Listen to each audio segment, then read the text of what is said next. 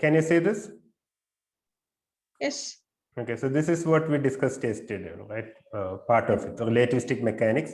We started with defining a four velocity. This transforms as a four vector. This is also called the proper velocity, right? There's a terminology. It's also called the proper velocity, right? As opposed to the normal ordinary velocity. Ordinary velocity is simply dx by dt.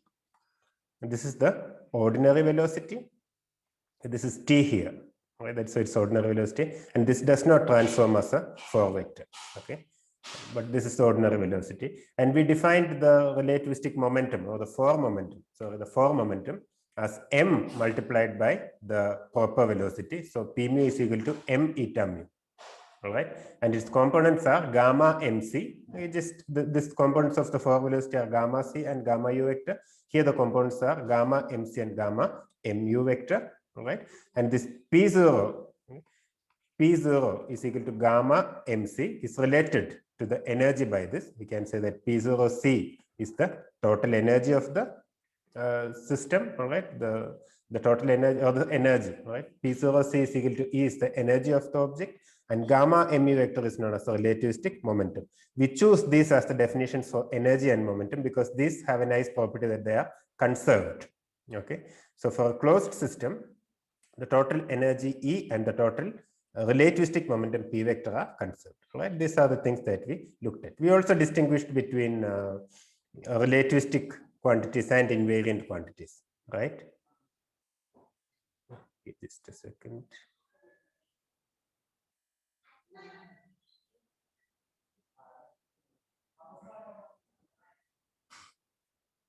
Okay, sorry. All right.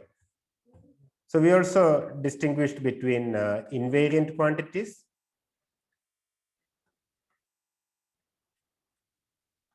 and conserved quantities, right? By invariant, we mean that it has the same value in all inertial frames, but it need not be conserved in an interaction or in a process. Okay. By a conserved quantity, we mean that it has the same value on both sides of the equation, for example. Right? If you take an interaction, it has the same value, it does not change. Right? But different observers will say that a particle has different energy and different relativistic momentum, which means that these are not invariant. Okay? Invariant quantities are mass. Okay? Mass is invariant but not conserved. Not conserved. All right? It's invariant. Okay? Whereas the charge, the electric charge, is both conserved and invariant. Both conserved and invariant. Okay, these are the things that we discussed. Now let's look at this. We said this P mu is equal to, the components are gamma mc comma gamma mv. Okay, we said that this is, we can write this as E0 by c comma p vector. Okay, now let's look at the scalar product P mu. Okay, the scalar product of the momentum for vector with itself. Right, P mu. We know that this is relativistically invariant because scalar product is a quantity that is invariant. Right? Scalar product is invariant. Right? Now you know how to construct the scalar product here. Okay, we have got the components here, the temporal part and the spatial part, and the convention that we chose, okay, the notation that we chose for the metric. In that notation, the scalar product is this. It's equal to the square of the temporal part. Okay, gamma square m square c square minus gamma square m square v square. All right, and we can also write this as E0 square by c square minus p vector square. P vector square will simply denote it as, it's actually modulus of p vector square, will simply denote it as p square, right? Where by p we mean modulus of p vector. Is this okay? We're just writing it in different ways. So you can, or you know that lowering the index, you'll get a minus sign for the spatial part. That's the reason why we have a minus sign here. Okay, in any way, or simply p dot p. You know how to construct the scalar product of two four vectors. Okay, there will be a relative minus sign between the spatial part and the temporal part. Okay. All right. Okay, now we can simplify this. We can pull this gamma square outside, even gamma square m square c square outside. Right. So if you pull this gamma square m square c square outside, you'll have 1 minus, okay, here you will got v square by c square. Okay, and this is equal to, this also can written as E0 square by c square minus p square. All right, and you see that gamma square is actually 1 by this. All right, gamma square divided by 1 minus square root of v square, 1 minus v square by c square is just 1. So this means that p mu or p dot p, we write it as p mu, okay, this is equal to, because gamma square is 1 by 1 minus v square by c square, this get is equal to m square c square, right? This, and also this we also write it in this way. This means that E0 square by c square minus p square is equal to m square c square, right? So first thing I want you to notice is that the scalar, the quantity here, p mu, as we said, the product is a product of if it's a scalar product of a 4 vector with itself, we know that it's an invariant quantity. And what do we get? We get the mass multiplied by the speed of light. Okay, that's a square, m square c square. Speed of light is already a scalar quantity. It's a constant. It's an invariant quantity. So we see here again that mass is an invariant quantity. All right. Mass is related to the scalar product of 2 4 vectors, and it is relativistically invariant. Okay, I want to remind you that we are not using the concept of relativistic mass at all. That's a bad concept. We are only using rest mass. When we say mass, we mean rest mass. Okay, there's only one mass, and that's the rest mass. Right? Mass is relativistically invariant because it's associated to the scalar product of a vector with itself, right? Or scalar product of 4 vectors. Okay.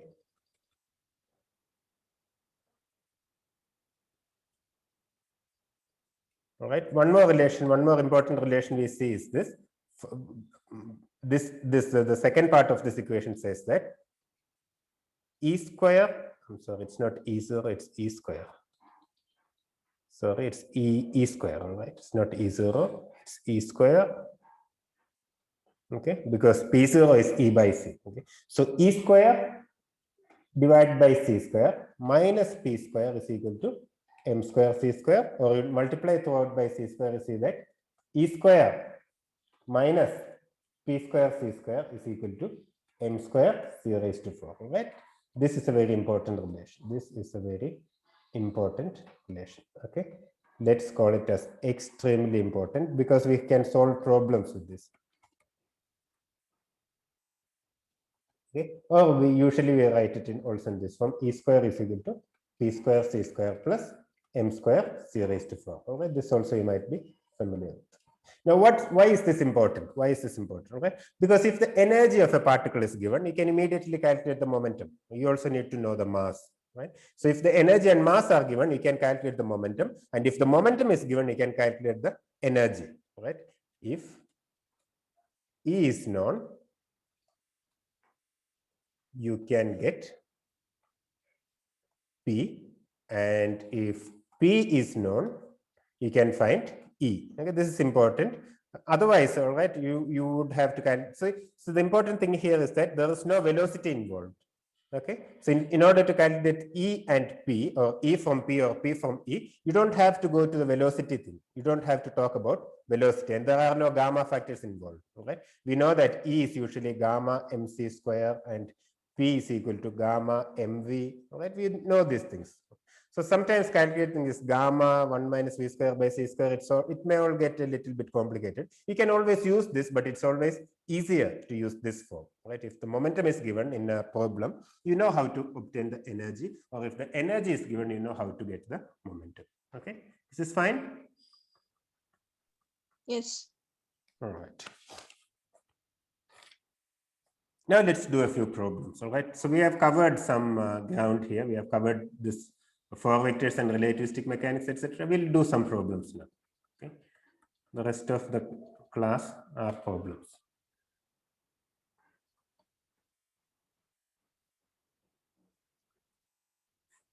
Okay.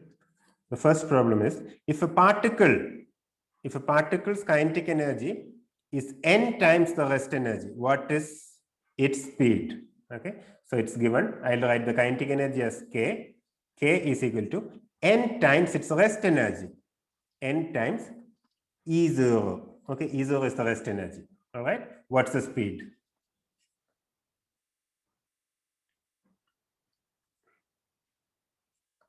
What is the speed of the particle?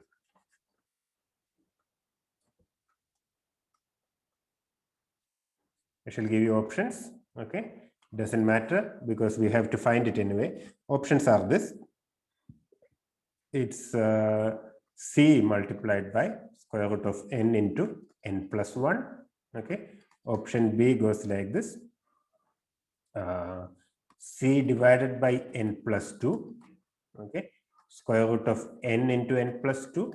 Okay, option C goes like this. C divided by n plus 1. Square root of n into n plus 2. Okay, I'll give you one more option. Option D goes like this. C divided by n plus 1 square root of n plus 1 into n plus 2. Okay, what's the correct answer? It doesn't matter because for competitive examinations, these options will be given. Okay, so the only hint you need to take from these options is the final form in which we need our result. Okay, so what information do we have? We have got the kinetic energy is equal to n times the rest energy. Right? The kinetic energy of a particle is n times the rest energy. So let's just write it down. We know the relativistic kinetic energy, right? What's the relativistic kinetic energy? What's the relativistic kinetic energy? What's the expression for relativistic kinetic energy?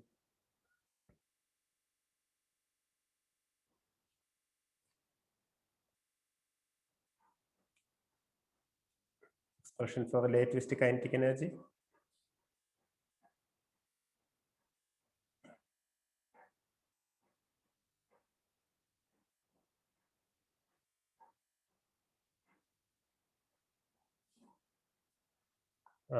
Okay, I'll just say the relativistic kinetic energy is actually total energy minus the rest energy. Am I right? So we have got gamma mc square is the total energy minus mc square. This is the relativistic kinetic energy. And what information do we have? This is equal to n times the rest energy. What's the rest energy? It's equal to mc square. Okay. Okay. So we can pull this mc square outside. Mc square gamma minus 1 is equal to n mc square, right? Or you see that gamma minus 1 is equal to n. Okay. Gamma minus 1 is equal to n. We just need to find the speed in terms of n. So we know from here that gamma is equal to n plus 1. Okay. So gamma square, what's gamma square? 1 by, I'm just squaring on both sides, all right? 1 minus, let's say u square by c square is equal to n plus 1 square. Okay. Is equal to n plus 1 square. So now it's a matter of solving this for u, right? So you see that c square divided by n plus 1. Yeah, c square minus u square is equal to n plus 1 square. Okay, or you see that c square is equal to n plus 1 square multiplied by c square minus u square. Okay, you can bring the c square part here. So you take c square multiplied by okay, it's better to bring n plus this u square part here, right? So n plus 1 u square is equal to n plus 1 u square is equal to c square multiplied by n plus 1 whole square varilla, sir. And yeah, n plus 1 whole square, correct. Okay. All right, now you just solve for this. Okay, you see that n plus 1 square u square is equal to c square. What's n square plus? This is just n square plus 2n. Okay, so you take square root on both sides. N plus 1 u is equal to c. You can pull an n. You can pull. Okay, let's do the square thing again. Square is equal to c square n multiplied by this is n plus 2. Okay, so finally u is equal to you just take the square root. So the c divided by n plus 1 multiply square root of n into n plus 2. Okay, that option is given. I think it's option C. Okay.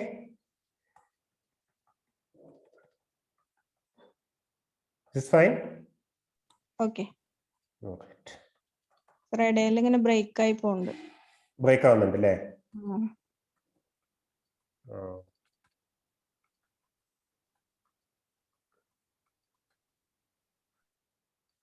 ഏത് ഭാഗം clear ആവാത്ത പറയുകയാണെങ്കിൽ ഒന്നുകൂടെ explain ചെയ്യാം. ഇല്ല sir, മനസ്സിലായി.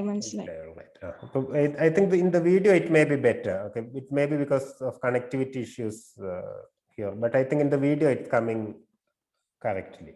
Okay, I'll also update it in the notes. Now here is another question, right? The spatial part. This is the question. The spatial part of eta mu. This is the forward velocity. Spatial part of forward velocity. Spatial part of forward velocity is called. Okay. So eta mu is not the proper velocity. Eta mu is the forward velocity. The spatial part is called. I think I said the proper velocity. I think I said before that eta mu is proper velocity. I stand corrected. All right. So the spatial part of eta mu is known as the proper velocity. Okay, is called as the proper velocity. The spatial part of eta mu is called the proper velocity. Okay. Find the ordinary velocity. Find ordinary velocity in terms of eta vector. Okay, eta vector is the proper velocity. So we will write it eta vector. Okay, so the thing is here, eta mu is the forward velocity. It has 4 components, eta 0 and eta vector, and this eta vector we call as the proper velocity. Okay. So we have already seen that eta vector is given by gamma u vector. Am I right? Eta vector is equal to gamma u vector. Okay, so you can take now you can, from this you need to find u vector in terms of eta vector. Okay, you take the square of this vector, or you take scalar product itself, you see that eta square, okay, we'll write it like this, eta square is equal to gamma square u square. Is this okay? Where by u square, by u we mean modulus of u vector, and by eta we mean modulus of eta vector. Okay, now you just square. Eta square is equal to u square. Just square this, all right? U square divided by 1 minus u square by c square. Okay, or we can just put it like theta square multiplied by 1 minus u square by c square is equal to u square. Okay, now this means that you can pull u square outside, okay, and then simplify. U square multiplied by if you have this u square, it's 1 plus. Okay, let me just write a few more steps so that it's not. Okay, so you can just write this as eta square plus eta square u square by c square is equal to u square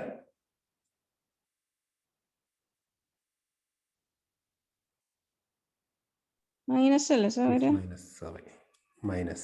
Okay, so you see that eta square is equal to you can now pull out u square, take this to other side, 1 plus eta square by c square. Okay, and if you take the square root, you will see that see now it's separated. Now you can do this. So u is equal to eta divided by 1 plus eta by c square root eta square by c square. Okay, square root of that, or simply you can say u vector is equal to eta vector divided by square root of 1 plus eta square by c square. Okay, so that's the relation between this is how you write the ordinary velocity in terms of the proper velocity. So this can be asked for multiple choice, for example. All right, So it's eta vector divided by square root of 1 plus eta square by c square. Okay. That's not very difficult.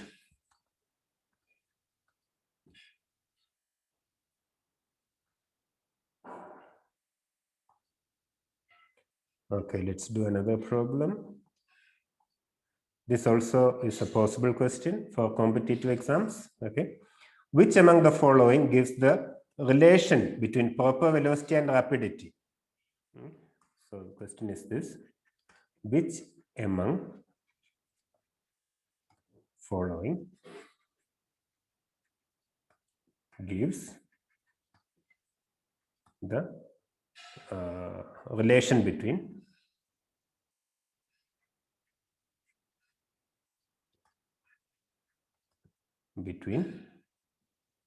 proper velocity and rapidity? Proper velocity and rapidity. Okay, the options go like this. Option A is eta is equal to c cos h phi. Okay, option B goes like this: eta equal to c sin h phi. Okay, option C, eta is equal to c tan h phi, and option D, eta is equal to c cot h phi. Right? So we just have to solve it. Okay, so we start with the relation that we know. Okay, we say that eta vector is equal to gamma u vector.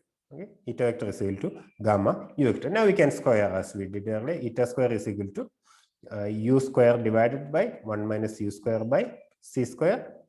Okay, now we use the fact that what was the rapidity? We know that tan h phi. We know the relation between. So what we know is the relation between the ordinary velocity and rapidity, right? We know that tan h phi is equal to u divided by c.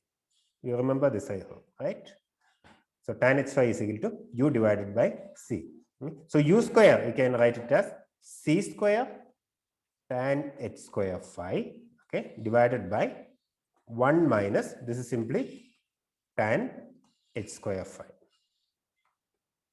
Okay. Now we can just simplify this. How do we simplify this?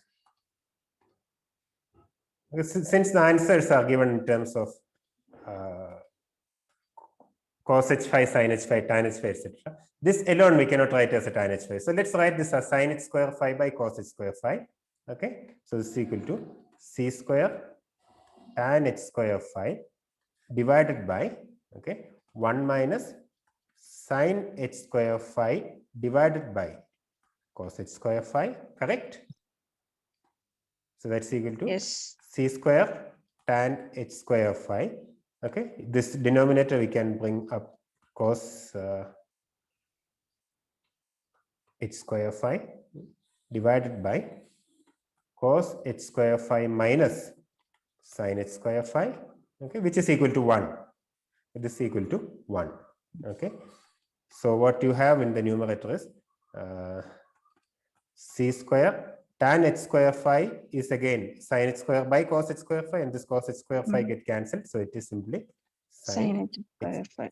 This is eta square, so our answer eta is equal to c sin h phi. That was option B, I think, right? Okay. Option B.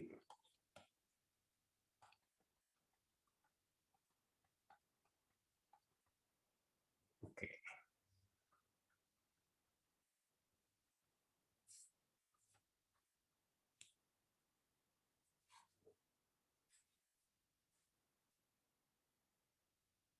All right.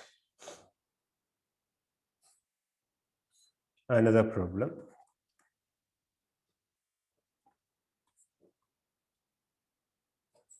The question is this. It could be asked like this. Okay, which among the following is the correct? Which among the following is true? Okay, so you can ask eta mu is a space-like Four vector. Is eta mu a space-like Four vector? Okay,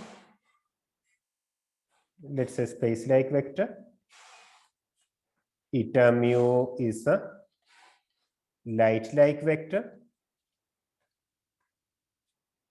and eta mu is a time-like vector. Which one is it? Eta mu, whether it is space-like, light-like, or time-like. When do we say, how do we define this? If you have a vector a mu, if a mu is greater than 0 in our notation, all right, we say that it is time-like. Am I right? Because we took the metric as plus for time temporal component and minus for spatial components when you lower the index. Am I right? So we took the metric like this: eta mu nu is equal to 1, minus 1, minus 1, minus 1, the diagonal elements. All right. So if the space part, if the time part dominates, then it will be positive. If the space part dominates, it will be negative. All right. So we already saw that eta mu is equal to, what was eta mu? It was equal to c square. Am I right? Yes. Yeah. So this is time-like because it's positive. Right. This we already did in the last. So it's a time-like vector. Okay.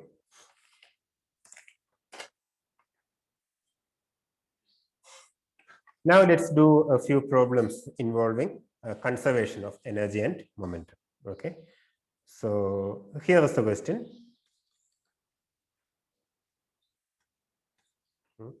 Two lumps of clay, each of rest was m, collide head-on.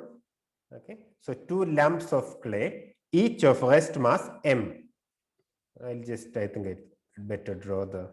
So we have got two lumps of clay, each of rest mass m. They both have the same rest mass. Okay. They collide head-on at 3/5c. They collide head-on at 3/5c. Okay. 3/5c. They collide head-on at 3/5c. They stick together and they stick together. After this, what happens?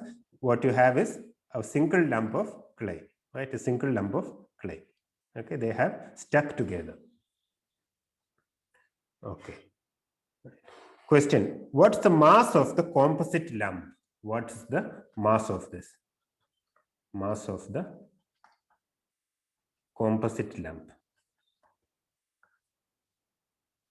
What's the mass of the composite lump?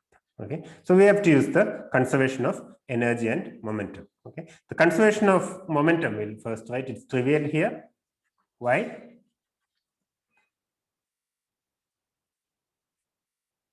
Why conservation of momentum is trivial here? Because we are talking about these two objects with the same mass and coming at opposite directions. All right, so we say that P1 vector plus P2 vector is equal to 0. So we say that P of the composite lump is also equal to 0. Okay. So from this situation, we know that this has to be at rest. This is at rest. Okay. Why? Because the total momentum on the left hand side is 0. So on the right hand side also it has to be equal to 0. Okay. Is this fine? So from the momentum conservation, we got the momentum of the composite lump, which is equal to 0. Now let's look at the energy conservation. Let's look at the energy conservation. Okay. So you see that from here, the total energy on the left hand side, let's say the total energy before, I'll write it like this: total energy before is gamma mc square of the first lump and gamma mc square of the second lump. Is this fine? Yes? Yes. Okay. And what about the total energy on the right hand side? We know that on the right hand side, the composite lump is at rest.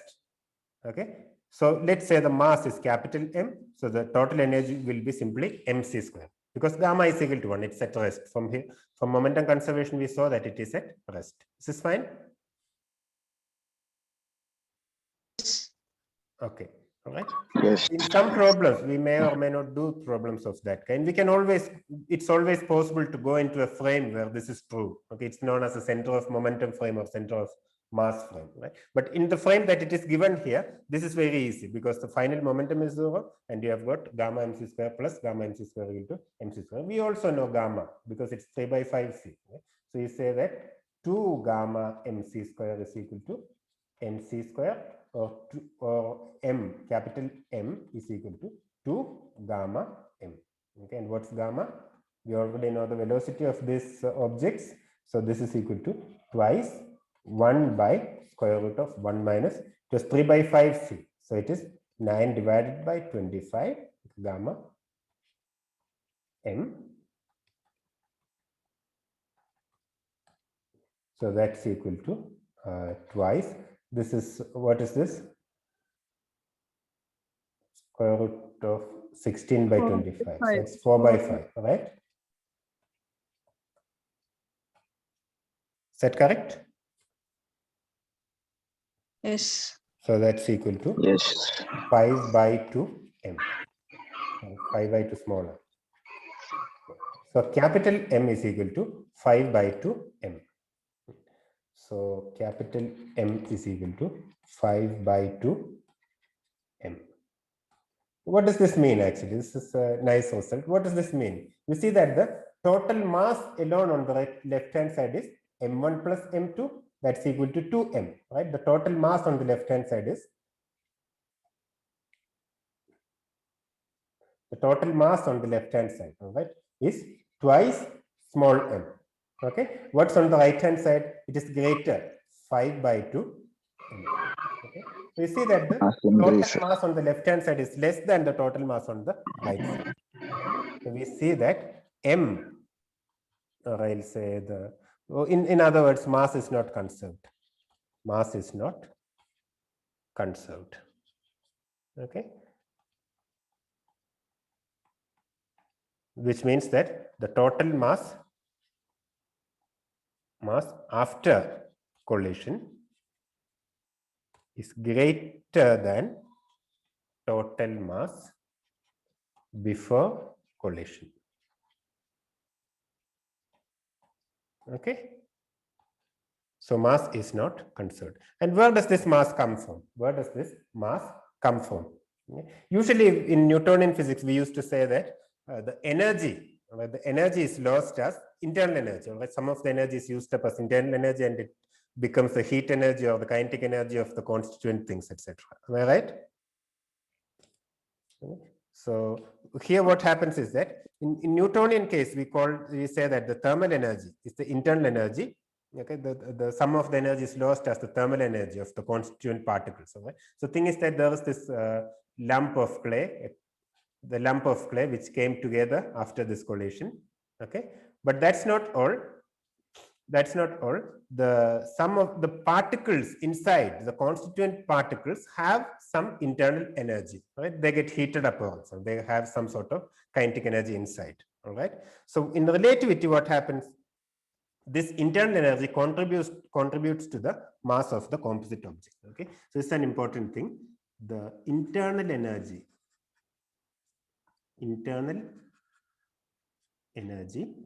contributes to the mass of a composite object. Mass of a composite object. Okay. So this means that if you take a hot potato, okay, okay, its mass of a hot potato will be greater than mass of a cold potato. Right. So the internal energy of this is what we said, that the mass and energy, right? The rest energy is equal to mc square. Okay, this is the rest energy. Or m, in other words, the mass of an object is actually the rest energy divided by c square. Right? And the rest energy can be increased by giving some internal energy, by heating it, for example. Right? Or if you have a stretched spring, you will see that. So if U is the internal energy, for example, if U is the internal energy, you will have a contribution U by c square to the mass. Okay, so if you have a stretched spring, this is usually negligible. Okay, usually in everyday context, this is negligible. But when you are dealing with very high energies and very high velocities, this becomes considerable. For example, when you go to the world of particle physics, okay, so I'll just say that the stretched spring is more massive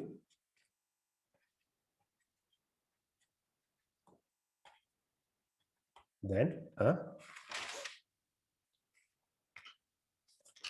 what do you say, unstretched, okay, then released than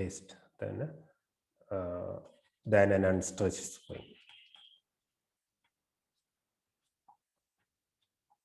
Okay, and what would be the difference? The difference in mass between a stretched spring and an unstretched spring would be U by C square, where U is the internal energy.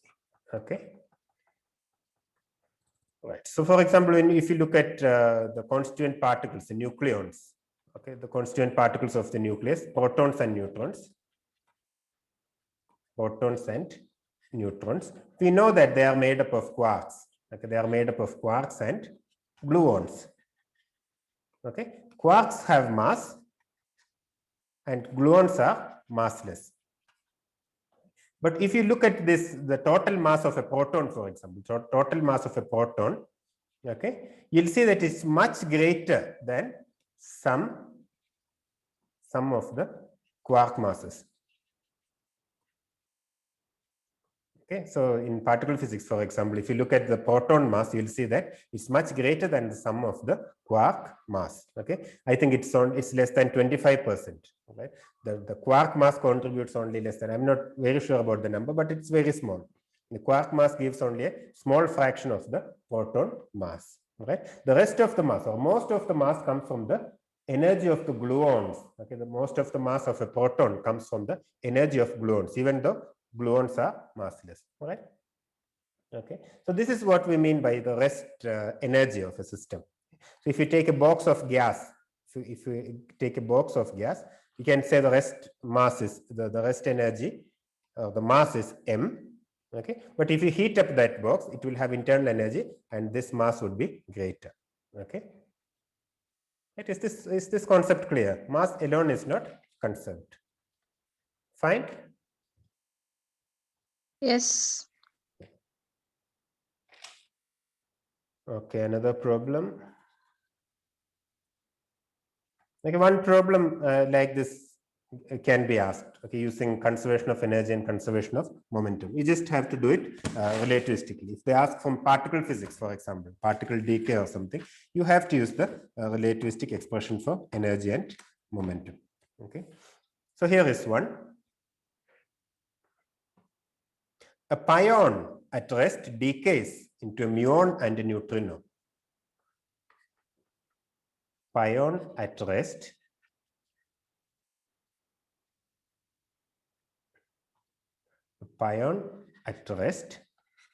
decays to a muon and a neutrino. A muon and a neutrino. Okay. Find, so this is like this. We have got a pion at rest. It decays into a muon. It's a muon and a neutrino. Okay, neutrino I denote by a nu, small nu, and this mu. Remember that this mu is not an index. It just stands for a muon. Okay, it's not an index. It's a muon. Okay.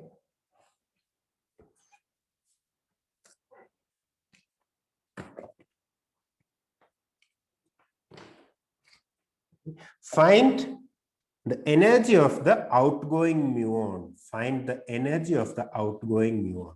Find the energy of the outgoing muon.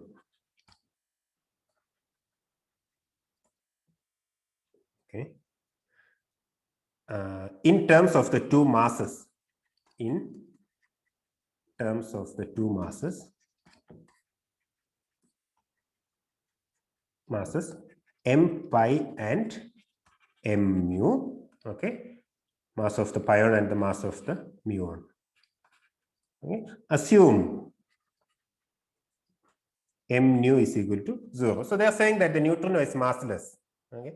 So initially it was thought that neutrino is massless, but now we know that neutrinos have a very small mass. But in this problem, we treat neutrinos as massless. So there is a massless particle. Okay, there's a massless particle here. So in this situation, how do we solve this problem? Okay. So if you look a bit carefully, so we have got a pion at rest which decays into muon and a neutrino. Okay. So yeah, what's the initial, we could, yeah, how do we do this now? Let's write the conservation of energy and conservation of momentum. Okay, these are the equations that are available to us. Okay, conservation of energy, right? Conservation of energy says that we can say E mu plus E nu, all right? The total energy is equal to, what is it? M pi, let's say E pi.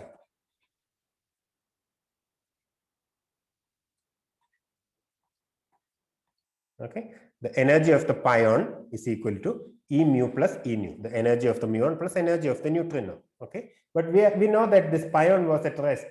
Okay, the pion at rest, it's at rest. So the energy is the rest energy. Rest energy is m pi c square. Am I right? So we can write that E mu plus E nu is equal to, let's say, m pi c square. Okay, and okay. Now, how do we do the rest of it? We'll take the conservation of momentum. Conservation of momentum. Okay. Conservation of momentum says that it's a vector equation. P mu vector. All right. This is not the index. It means the momentum of a muon. All right. Plus P mu vector is equal to, what is it? What's the momentum before the interaction? What's the initial momentum?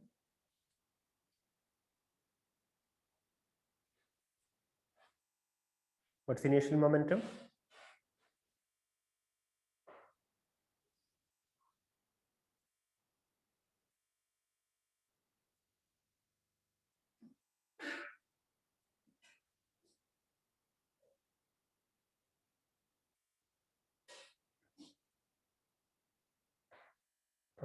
Is anyone following?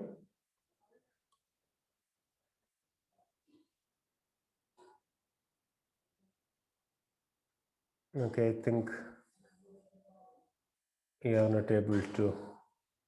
Okay, I'll just give the, we know that the pion is at rest initially. The pion is at rest initially. Its initial momentum is 0. Okay, so these are the equations that we have. In other words, we can say that P nu vector is equal to minus P mu vector, or P nu is equal to P mu, the modulus. Okay, this is the modulus. P nu is equal to P mu. Now from here, what we need is E mu. We say E mu is equal to m pi c square minus E nu.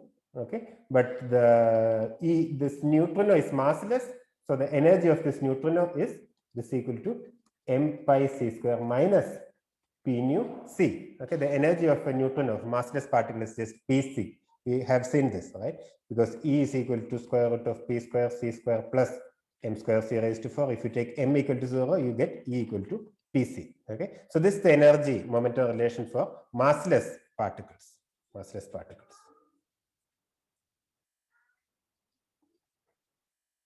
Okay. Now Okay, this is equal to m pi c square minus P mu c. But what's P nu? P nu is equal to P mu. Right? P nu is equal to P mu. So we can write this as m pi c square minus P mu c. Okay, and that's equal to m pi c square. So we are using this relation. Okay, we are using this relation we obtained from the momentum conservation. This m pi c square minus, now P mu we can write in terms of E mu. This is E mu square minus, sorry, E mu square minus S minus m mu square c raised to 4. This is fine. Okay, so we have got this equation for E mu. E mu is equal to m pi c square minus square root of E mu square minus M mu square c raised to 4. Right. Now it's a matter of solving this for E mu. So you'll get a result in terms of M pi and M mu. Okay.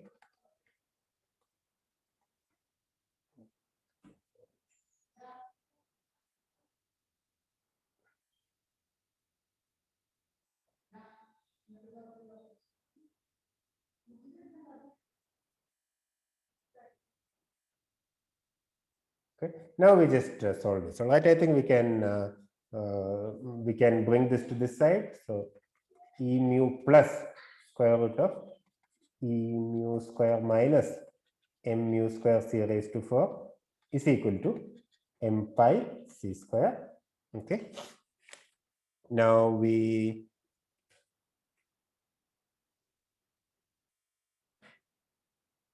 okay, I think it's it's easier the other way, right? Because we have the square root, we need to get rid of the square root. We'll write it like this. Sorry.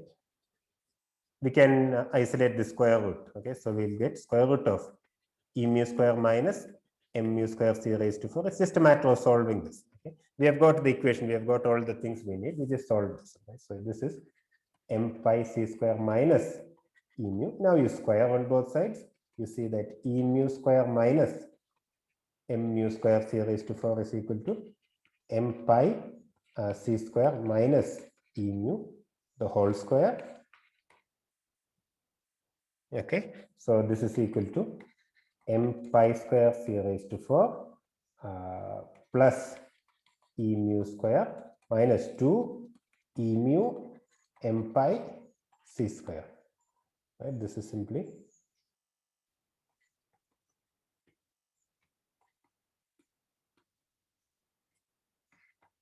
so this E mu square and E mu square are gone. So you see that 2 E mu, this part, okay, 2 E mu M pi c square is equal to